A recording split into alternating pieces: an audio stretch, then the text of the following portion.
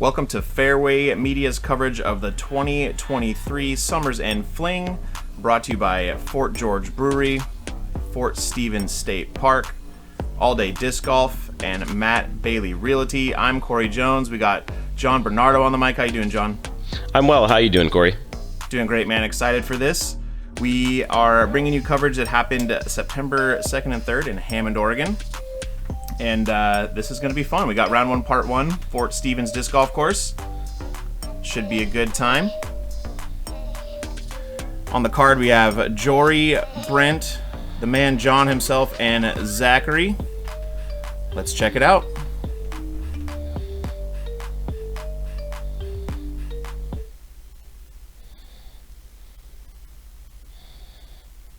Between you and the pin. I am not able to flag it because there's solid rock on one side and buried hull of the shipwreck on the other side, and I'm not allowed to paint it. So it is the edge of the concrete is the defining line. Do your best to assess if your disc is in or out. If you guys can't come to a consensus, benefited out goes to the player. Same with that gravel road right next to the green. If you're right in the middle of it, clearly you're in the hazard. If you're on the edge and you just can't tell, be nice to your card mates. Hole 6 has an OB line down the entire right-hand side to keep us off the rocks and out of the water. It is flagged, but it also follows that mow line really well. So you can see it from the tee pad, nice and easy. Hole 7 over here is the only short pad that we're playing. It says it's 207, it's actually 240. Hole 16 is the par 5. You shoot downhill, you turn left onto that fairway. A little ways up on the right, there is a piece of fence 100 feet long. It's not OB. There's gaps front, back, and in the middle where you can get over there. You do not want to play from behind it, though. 19, 20, and 21 have those little split rail bunkers. We are playing those as hazard this year. 2 of them are not flagged. They're safe. The ones that are flagged are just on the corners of the board, so those boards basically make the OB line. Again, it's hazard, so there's no relief. You play from there. If you're just on the good side of it, you're still playing from behind it. Not everybody is a huge fan of these rubber tee pads, so you guys can tee off from either side of them. Keep it close to the tee pad so you're not changing the angle of the hole. Everybody gets entrance to the festival either tonight or tomorrow. Just on the other side of that building is the ticket tent. All right, after a little bit of a meeting here, we're starting off on hole 1, par 3, 325 feet. Why don't you tell us a little bit about this hole, John? Yeah, it's a nice hole to start off your tournament. Pretty much a stock hyzer shot for a righty backhand. Only mistake you can make is sawing it off early to the left in that cabbage you can see, or turning and burning it over here to the right. Does look pretty straightforward, pretty open, maybe slightly raised, sitting on top of that cinder block, but not too much.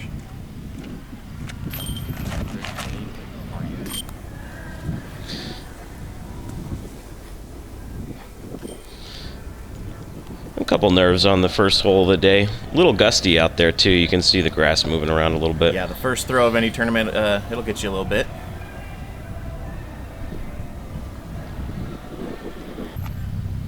Bucket hat, always a disc golf staple choice.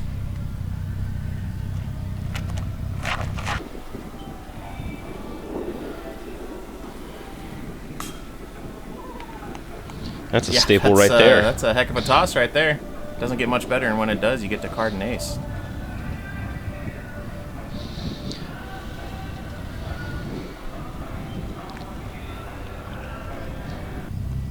Looks like, as you said, most players are going to be opting for that right-hand backhand hyzer.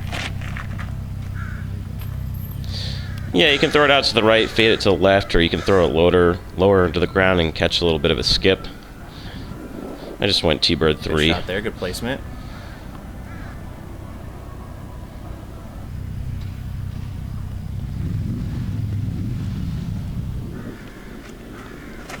Zachary. A little unfortunate there. Saws off a little bit left for Zach, and he's going to have some work to do on the first hole here. Probably not the first shot he envisioned, but there's some lines to get out of here. Yeah, no harm, no foul. Looks like he put himself in a good place to convert the par. bit of distance on this one. And it was still breezy out here, so these putts are tricky right now, as you can see. Jory's laying it up. Probably a little shorter than you would hope on a layup, but like you said, sometimes, you know, first hole coupled with a little bit of wind can change your gameplay a little bit. What are you putting with here? That is a Voodoo for the Gateway Connoisseur. It's 3S, super soft, super silly soft, I believe is what it is. Close to connecting. I mean, you did catch some basket on that one. Jory cleans up the par. Yeah. I would have liked to have sunk it, of course, so that was a good putt by Jory. And this is a great way to start your tournament. That is great indeed. Good shot for Brent. Starting off the way you want to start off with a nice little birdie. Yeah.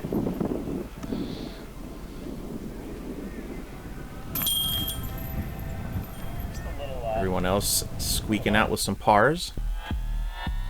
On to hole 2. This is a par 4, 630 feet. Looks pretty open to start. Why don't you walk us through it? Yeah, you just want to throw one right here between this small tree to your right and this big tree to your left. This is basically the ideal landing zone. And then you got to punch one up about 300 into a pretty protected green. They moved this basket about 100 feet back from last year, and it's playing significantly harder. Brent stepping up after carding that birdie. Looks like he's going for a lefty now. A lefty backhand, and he is a righty backhand player. You know, I know it's early in the morning, but I was questioning what I saw on the first shot there. But that's always good to see when you see the ambidextrous play.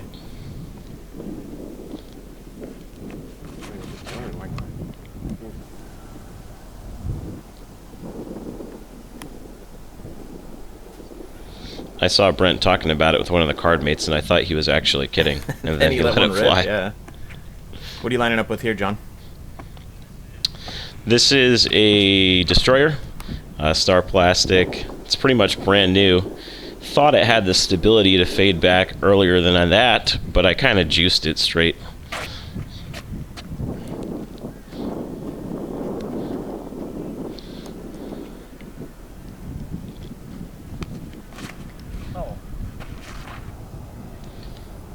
Almost a bit of a thrower line there. Looked like he was trying to get a good turnover there. He was trying to lay a roller right down the middle of the fairway and go for the glory, I think. That one just had a little bit too much air under it, not enough ground.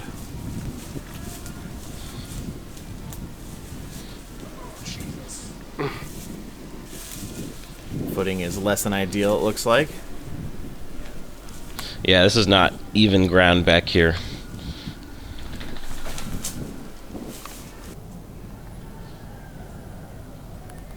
Gets it up and over, but seemingly a bit off fairway again, although it does look like there could be a potential window to get out of that danger there.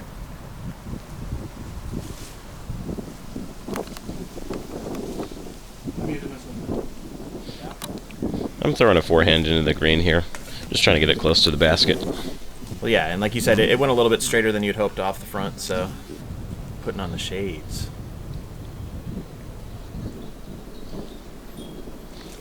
Jory joining the forehand approach club.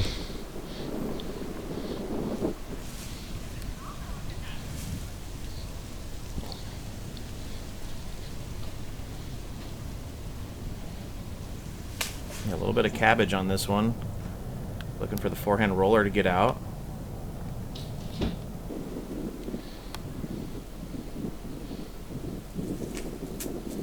Yeah, it looks like everybody had a little bit of something extra to work with on this one, and as you said, it played harder than last year, correct?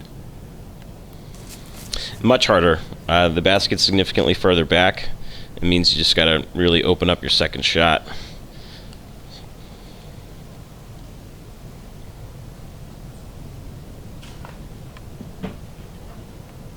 In that last available there. Yeah, that really defines your access to the green. That tree plays a lot bigger than it is. Yeah, it definitely looks like they placed the basket there intentionally, you know, to give you something to think about when you are trying to access that last portion of the green there. And shout out to the Rangers here. A lot of them are disc golfers, and I've met them personally. They really take top tier care of the course. Yeah, it looks great. I have yet to play it myself. Great run there, just a bit off the side. But watching the coverage, it's on the list of places to play now. Yeah, it's a great spot. Opting for the forehand at that distance. You don't see it often. No, he was pretty obstructed. A for effort. Really went for it. A little bit of a comeback putt here. It's a little low.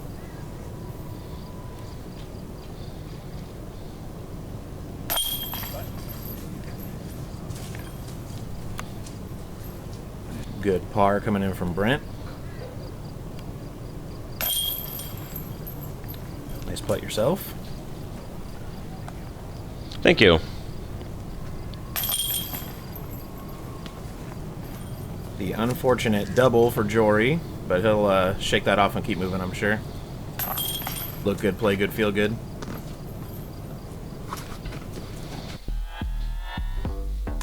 On to hole 3. We have another par 3, 310 feet. Why don't you walk us through this one? Sure, I'd say the ideal play is a big forehand if you have it. You kind of want to fire it at the top of that mound that you see there, something stable, and let it fade back to the right. And ideally you want to land in this island that's defined by these telephone poles. It doesn't play like your typical island, but that's the preferred landing zone for sure.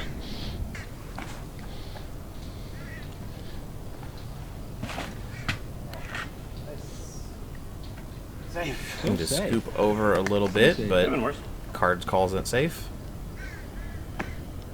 He turned it over a little out of his hand, but it's going to work out fine. That's a really overstable disc.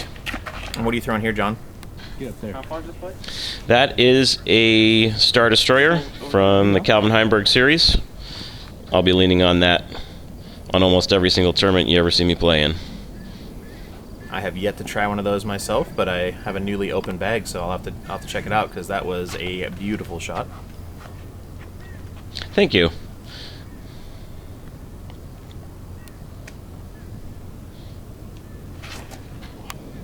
As he said, looks like most of the card, at least so far, opting for that forehand play, kind of over the mound, letting it come back.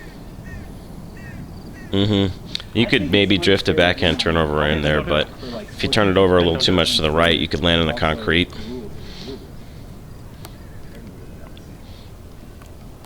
Sounds like a little bit of discussion about the hole here. Yeah.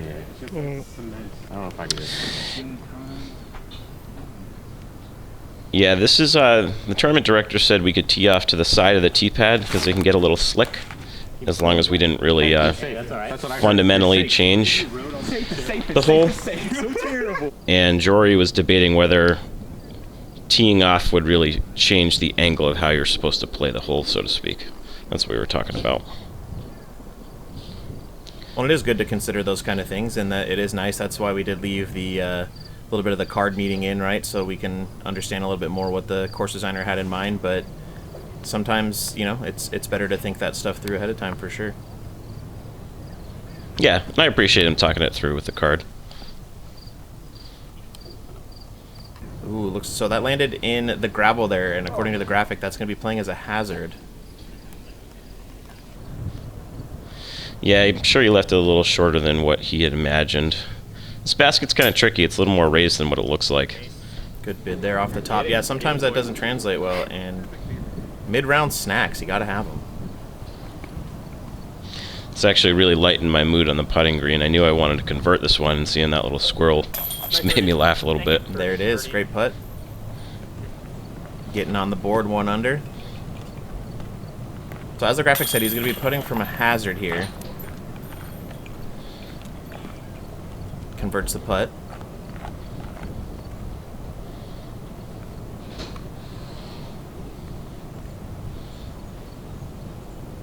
And so you said you putt with the Voodoo. That's your go-to putter? Yeah, it's really understable. I'm a former Ultimate player, so a long time ago when I started getting into disc golf, I asked one of the guys at the store, hey, give me something that just flies real straight. That they do. I've putted with a Voodoo when I first started playing as well, and I slowly moved on to more stable putters, but they are a great straight shooter. On to hole 4, another par 3 here, 345 feet. How are you going to attack this one? You just want to swing it out to the right. Just an easy backhand. You can throw a spike hyzer, you can throw a lower and play for a skip. You just don't want to turn it over to the right. It'd be pretty hard to do. And you don't want to leave it short to the left up on that little mound over there. You can see some concrete that was playing as a hazard. What are you ripping on here? That's a Beast, Champion Beast. One of the oldest discs in my bag. Just a real straight flyer. Send it out to the right, let it fade Did left. just that. Great shot. Yeah, I was happy with that. Well, with that little, it doesn't look big behind the green, but there's that little bit of almost a backstop, so it probably gives you a little bit of comfort in knowing you can kind of really give it a run, as long as you don't overshoot it. Yes, that's definitely the way to do it. A little bit of a straighter skip than I imagine he was hoping for, but that's going to be up there.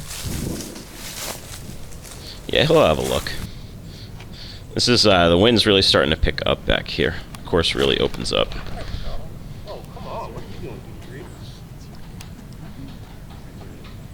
Oh my god, guys, leave him alone. Hunting. It's just a PD3. It wouldn't hurt that much. Stuck. Sniping out there. It looks to be heading a little bit left towards that concrete you talked about. Hard to tell from this angle. Someone's got to get a bird. Yeah, he's gonna fly right over it. It was funny with the attack on the cameraman. I was like, you know, I'm aiming right at him. I'm not gonna hit him, but the other guys were saying the same thing. You know, he did pick the prime real estate to be standing there. Gotta sacrifice it for the shot. You're not bleeding. Did you even film? It is Fairway Media. It's not out of bounds media, so staying on brand. Yeah. And that's a good run from Absolutely. Zach, by the way. Oh, a little bit too much height there. Draw the metal. Really giving it a go, though. I mean, he had to stretch out and really give it his all to attempt that. Just got a little bit too high. Really gave that one a lot of want. Just, again, a little bit too high, a little bit too far. You can hear the wind picking up now. It's sometimes the kind of trees that are out here are a little hard to see unless it's real windy, but he converted. Has to be called. I can hear it called by the card. Yeah, it happened. It's an unfortunate thing, but you know, in the thought of competitive integrity, it is only fair to play by the rules for everybody. Great birdie. Yeah, it felt good. With this wind ripping, you're not really sure what's going to happen with the putt. I'm just trying to spin it through the wind right now. Yeah, and as I said, you can really hear it picking up. That was a great Absolutely. putt, too. I mean, all these putts out here are earned right now. Yeah, with that amount of wind, anything outside of probably 10 feet feels like you're really doing the job. So even at 10 feet sometimes, depending on the wind angle. All right, here we are, hole 5, another par 3, 296 feet. Definitely looks a little tighter off the tee. What do you think is the best play for this? I mean, it depends on what you're going for. Over the top is the safe play, but you're really going to expose your disc to the wind. You can go up the gap like the drone just flew. That's my preferred choice because I feel like if you hit the gap, it builds your confidence a little bit. And it's very birdieable. It's not a distance question, but that over the top shot is not totally safe either. Well, as you said too, yeah, in these conditions, anytime you're opting to go over the top, you're exposing so much of your flight plate to the wind, and that can really affect the angle. But speaking of ways to attack the fairway, if you go over to fairwaymedia.golf, you might see a few Innova discs for purchase to support the channel. So something to think about. Don't forget to like, subscribe, and share so we can get more coverage like this out to the masses. The up and over play spikes nicely.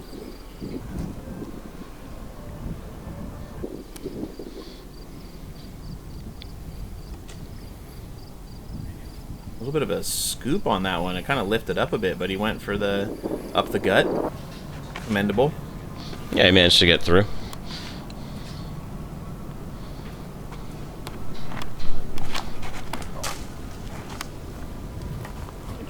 little too wide right on that over the top. Definitely sounds like it caught and dropped.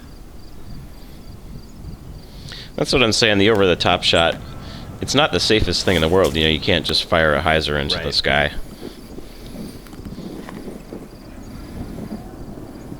Little extra ground action there. Definitely going to leave a bit to chew off there for the conversion. Staring down the barrel of a long one here. Good bid. This is intimidating green. Definitely looks like quite a bit of rollaway potential. Nice little step through. I was trying to give it the old safe go. Didn't want to roll down. Well, like you said, when you're looking at that, especially when you're putting at the angle that has the rollaway, that was perfectly played. Oh, Zach, you. I was laying it up the whole time. Nice layup. Good layup, Zach. Love to see it. Never played with Zach before, and he brings a lot of positivity to the card. Definitely seems that way. There it is. That was nasty. Yeah, it's still windy. He's coming you back. can tell that's a redemption putt after the unfortunate little bit he's dealt with there. That was on point. What a putt. Dirty. That's 3.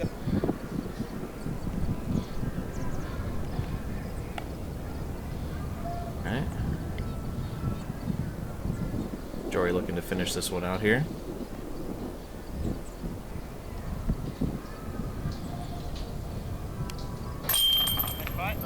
There it is.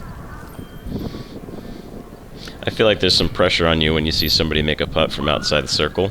Then you have an inside the putt from like the same line. Jory's like, I can't just let it happen. You never want to be big putted. Never, never. On to hole 6, par 4, 555 feet. Why don't you walk us through this one? Sure. There's kind of 2 preferred landing zones here. That green grass down there to the right, and where the drone is flying over right now. You can unload a huge backhand. You can throw a forehand if you want. Only real danger is turning it over towards the ocean over there, or really sawing something short and left. But you can really throw a true distance shot on this hole and have a look for an eagle if you do it right. What a beautiful view, by the way. You're not going to get to see this on too many disc golf courses. Yeah, this is a great hole. This one of the Star Destroyers? Great. This is a Wraith. We had a little bit of tailwind, so I wanted something that was a little more understable. It's really beat in. That's where I like to land. Yeah, great shot. And from the view from the drone, you're going to have pretty straightforward access for your second shot there. That one is ripping.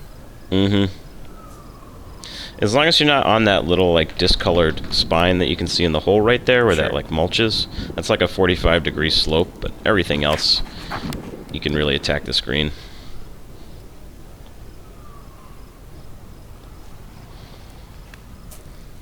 Beautiful shot. Yeah, what That's a crushed. shot.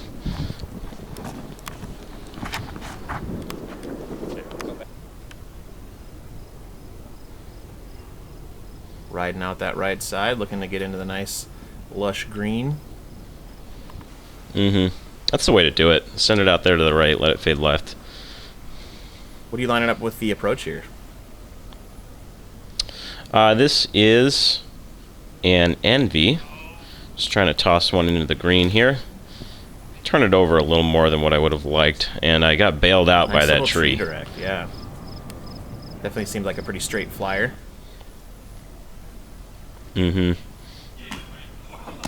Oh my goodness, what a bid. I know. If you think about it, he hit the cage on hole 1.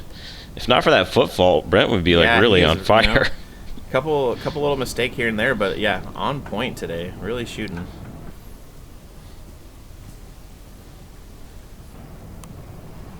You can see how far these drives got. I mean, these guys have basically standstill chip shots. Another camera hunter, but everybody out there with a chance to convert.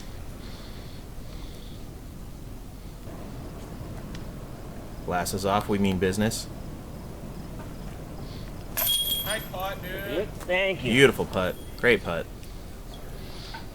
Thanks for calling me out. We had a brief discussion over whether I was in or out of the circle there, and they decided to ultimately call me out, so I stepped through. So I was thankful they gave it to me. Yeah, and then, you know, for those that don't know, it is always up to card discretion if it's not 100% accurately marked. Good bid there, just a little bit outside right for Jory. Nice, good bird. Nice. Good, almost even. Bucket hat birdies. Not a bad doubles disc golf it. name. I'll collect royalties on that one later. Oh no. Jory. Oh, Zachary. Don't do that. I think he just rushed it a little bit. He's pretty point blank. It happens to the best of Absolutely, us. I am a stickler to trying to stick to a routine. If it's 5 feet or 50 feet, I really do think that makes a difference, but we live, we learn, we move on to hole 7, par 3, 240 feet, as notated in the players' meeting. Why don't you walk us through this one? Sure, just a stock backhand, really, with an approach disc, a mid-range if you want. I mean, maybe like a overstable fairway if you're just comfortable spiking something into the sky. Playing from the shorter pad this year, which is nice little change. The long pad is fun, but the short pad is definitely more attackable and scoreable. You can give this a real ace run because it's on an elevated position. How much is it shortened by when it's on the short pad, do you know? If I had to guess, like 150 feet or so. Yeah. Yeah. It's a tough par 3 from the long pad. Mostly because that basket. Yeah, One of the more intimidating ones on this course. They definitely picked the optimal spot to give you something to think about when you have to approach this one. Not too much to think about left on that one, though. Sweet. Zach's going straight at it, maybe a little long, kind of getting to the backside there. Should still have a putt if he didn't get locked up in all those trees.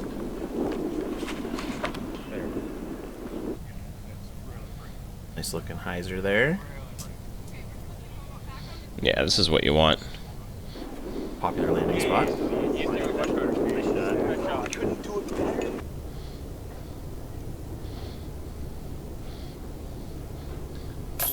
Nice birdie. Who's this guy? Working some voodoo with the putter. Love to see it. Who is this guy? This guy is John Bernardo. Zach would be a good hype man. I'm telling you. I have a feeling I'd like to be on a card with him in the I future. think we're going to go ahead and just count Zach as our third commentator for the round. Love the work. Yeah. Good bid. Just gets out a little wide. Have faith, Zach. You got this. There's that routine. Really thinking that routine through after a short little blunder.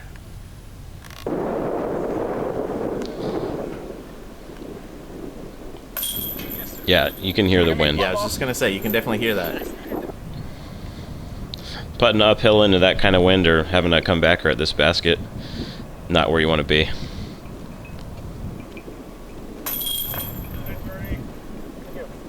There we go, Jory.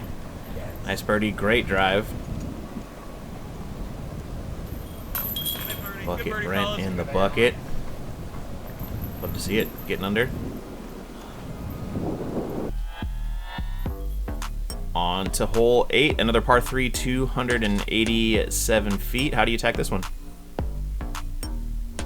You either want to flip a backhand up and push this tree line to the right, or you can throw a forehand turnover. It's a tricky little par just because as this tree line on the right encroaches on the hole, you really got to start fading your backhand away from it. It's a tricky little 287-foot shot. Yeah, having to ride that tree line and then, you know, also looking like a little bit of a low ceiling. So even if you were to get up in there, depending on how far right or left you are, you might have to deal with trying to keep it under the foliage. What are you lining up with here? This is a hex. It's a glow, so it's got some more stability than your typical hex. I'm trying to just flip it up to flat and then fade. Just tickled a little bit of tree there, slowed down the progress, but it looks like you're in the open, so no harm, no foul. Yeah, I barely even saw it, to be honest, but I was kind of bummed that I caught it.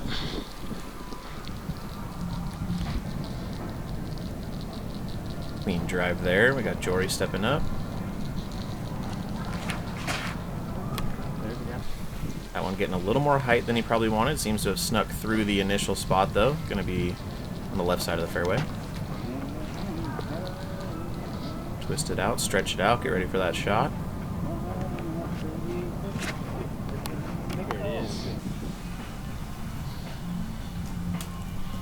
Clean out the gap, pushing that right side a little bit, but a nice little redirect off the tree line there is going to leave him a real good chance to convert on that one. Yeah, Zach's got some easy power. Outside the circle look, get it up in there. Trying to give it a run.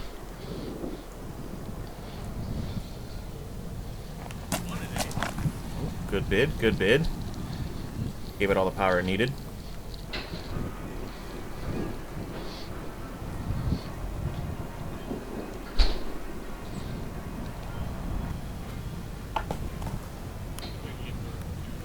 Everybody getting pretty close on this one.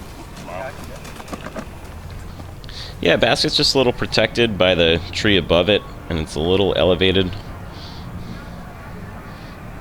Yeah, it seems that that's kind of a theme when possible. That, you know, there's been a couple greens so far that they really do kind of strategically place it near that, so that it's not just always a straightforward putt out here.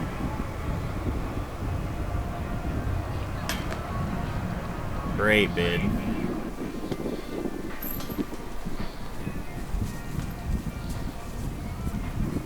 Mm.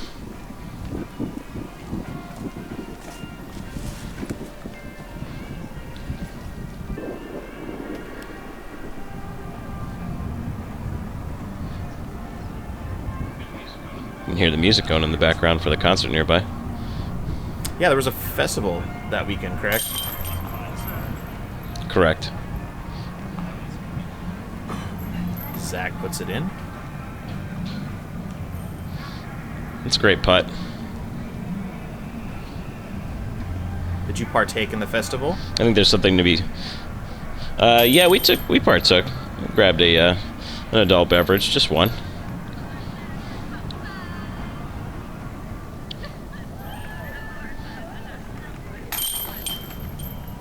Going back to Zach's putt, it's just nice to, you know, really drill a putt in there after you've had a whoa on the 100%. previous hole. And he has not let the fight leave him. He is going for it. Hole 9, par 3, 219 feet. This one definitely looks to be one of the tighter fairways. What do you think the play is here? And I thought about this hole a lot. I think it's a flexing backhand that's going to fly over to the right as the drone's flying, and then crash left. You can hyzer flip something here. You can throw a forehand flip up here. You could really do almost anything you want. There's really not an over-the-top grenade type shot, though, so you kind of have to pick a line and commit and go for it. That is some Northwest golf at its finest, finding your way through the trees. Good effort there. Seems to catch about midway. There's a huge tree behind this basket. You can like really fire in and give this a little ace run. What are you throwing here? This is a Champion Firebird. Got out a little wide, but redirected. Looks pretty much dead center now. Yeah, that was a lucky one. A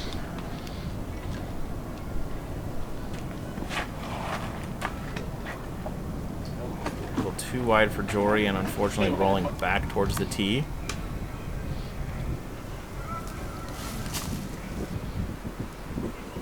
Split that next gap nicely, though. Depending on the level of trees to fight with there, there's a pretty good chance to save that. Yeah, that can be done. Zach out here doing some disc golf yoga. Zach is an athletic dude, and he is surprisingly flexible.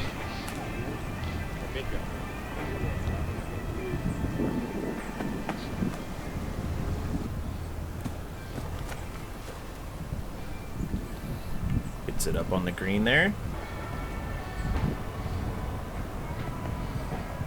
Looking to work some more voodoo with the putter here. Glasses off, we mean business. Sometimes polarized sunglasses in the shade make me feel weird. Fully understand that. Great bid, too.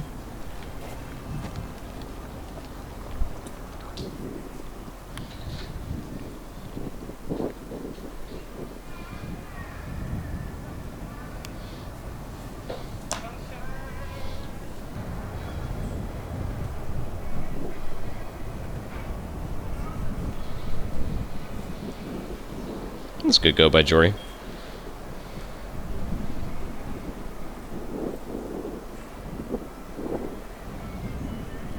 Brent the Bucket Rayburn lining up. Buckets. Count it.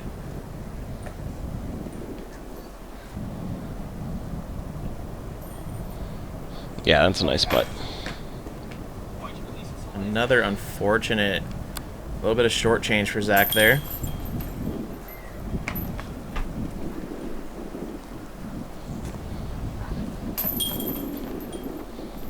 Easy little tap in for par.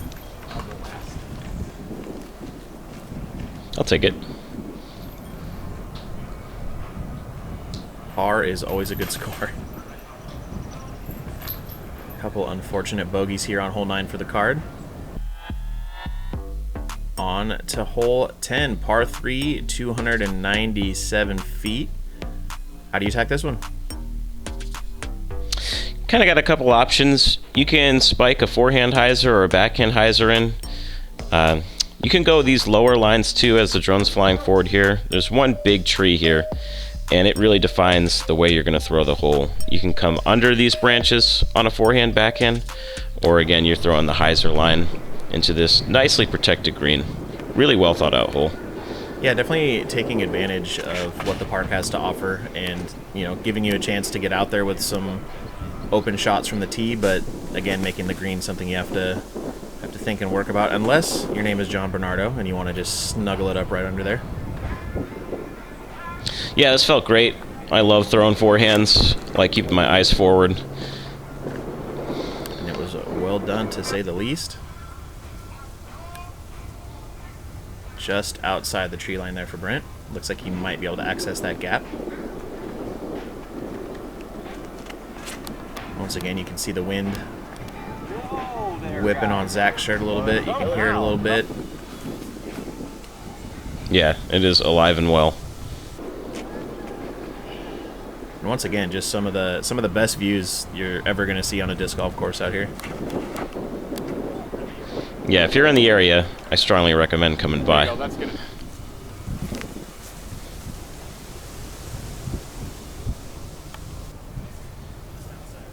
Close up.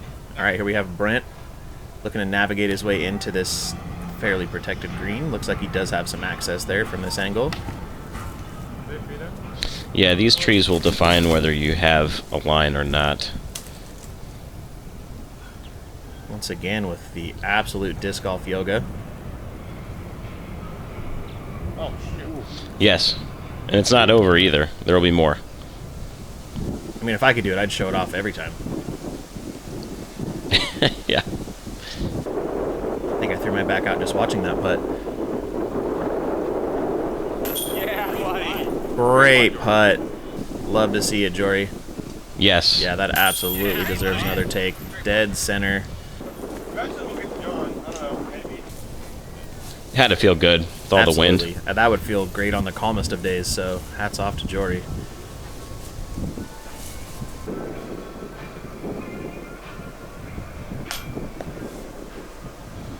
Unfortunate reoccurring theme for Zach at this point, just millimeters from hitting where he needs to hit. Hitting target most every time, just slightly low. That's fine. Don't do it. Oh. Yeah, we've all been there. You hold that tree. No. Yeah, I think I saw that myself. You're killing me. Not sure how the card ruled it, but it did look as though he stabilized himself with the tree on that putt. I mean, that'd work, right? Yeah, unfortunately, that was the ruling that came down. Oh. And again, it's Brent's just an athletic dude. He's got those really long he does, and legs. he's stretching out there. But again, rules are there for integrity and for us all to play fair. And so good to see the card playing that way. Hole 11, par 3, 355 looks pretty open until we hit the green. How do you play this one? Depends on what you want to do. I like throwing a straight forehand and letting the stability of the disc carry the disc into the green here, which is protected by these little trees. You can spike a backhand over the top from behind, or you can throw a backhand turnover. It's kind of like whatever you feel like doing on this hole. You can't see your disc finish on this hole, so sometimes it's a little bit of a question mark as what kind of putt you have. That one seemed to go a bit more wide than you were hoping for. Yeah, I yanked it. Thought I had the stability of the disc versus the wind figured out, but that's just a misfire. And that wind is, as you said earlier, alive and well. Oh yeah.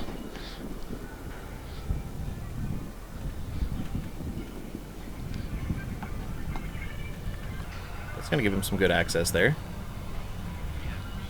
Yeah, once it goes over those trees that you can see that are a little taller, we have kind of no idea where it finishes.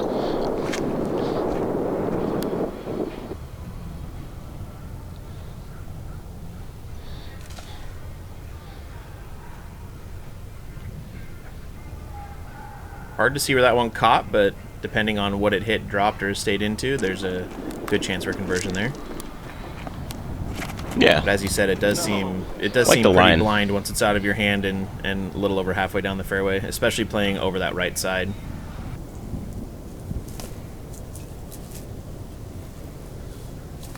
Framed up nice. Not where you want to be, but with a chance to convert. No. It could be worse. Not bad. Not bad at all. Trying to give it a go.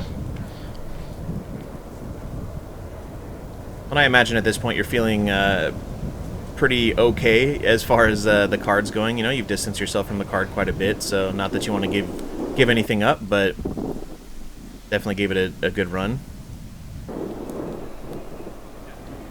Yeah, a lot of these holes really are birdieable, but given how windy it was, they were also bogeyable, so I wasn't really sure how I was doing relative to the field. Jory's dialing it in towards the latter half of this.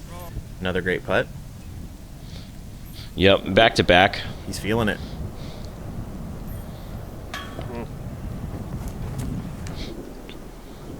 A little shy on that one. Bag putt.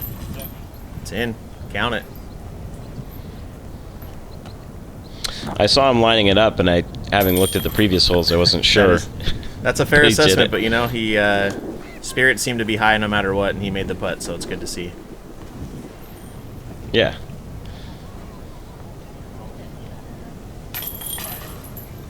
Trick putt. Yeah, I know, that made me laugh.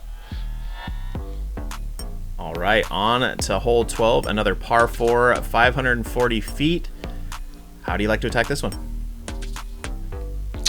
I like to throw something really stable, and really hitting the fairway on this is an absolute must. Those trees over there to the right are pretty much jail. You do not want to be down there.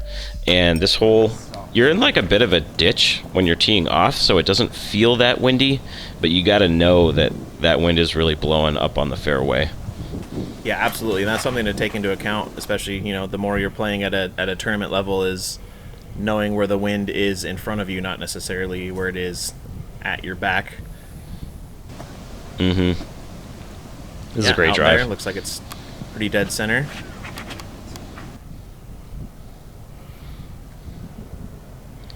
This one flexed over right. Seemingly came back out of the tree line. Hard to see from that angle. Yeah, I got some charity from that tree. That was lucky. Brent the Bucket Rayburn just whipping one out there. Right in the middle. No, this is breaking ball. So why? There's no way. There's no wind.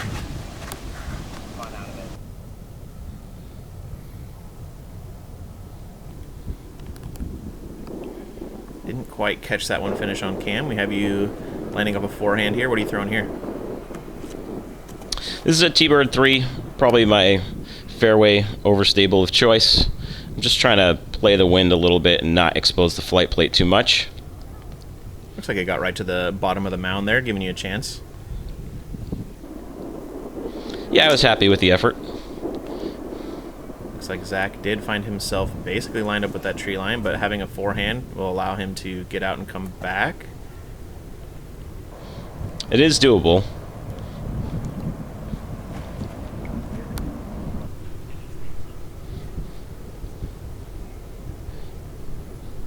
Brent back there a little bit wide right of the pin.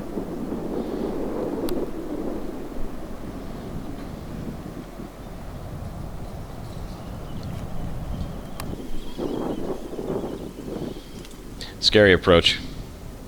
Yeah, he smoothed it, but you can see the wind is definitely playing a factor. Oh yeah, because you know you got to get it close because you do not want to have any kind of putt to deal with on this. Looks like we caught the aftermath of a layup from Brent there, just right at the base of the pin. Yeah, sometimes better to not think about it and just get it done. Jory lining up for another forehand at the basket. Catches that tree, but should leave him a chance to convert. You looking uphill at this one. Thank you. Beautiful putt. Yeah, I was starting to feel good about myself. Takes a few holes out here. At this point, you know, carding birdies on half the holes definitely's got to feel good. Jory's putter is feeling it. He's hit some really good putts towards the end of this. Yeah, and he was struggling a little bit earlier, if you remember, a few holes ago, so nice to see him turn it around. Little on-the-green putting lesson with Jory Reid. I can do it, Ma! Look, Ma, I did it. Let's go, Zach. Love the energy coming out of Zach for sure. I actually saw him do that little basketball motion, and I thought he might do like some kind of Turbo or Calvin Heimberg type shot. All right, thank you again for tuning in to round one, part one of the Summer's End Fling, sponsored by Fort George Brewery. Once again, if you go to fairwaymedia.golf, you might see a few Innova discs for purchase to support the channel. Don't forget to like, subscribe, share. John, any parting words for part one? No, I had a great time. Had a great time with you, Corey, and thanks for Absolutely. having me. Look forward to seeing you on the next one.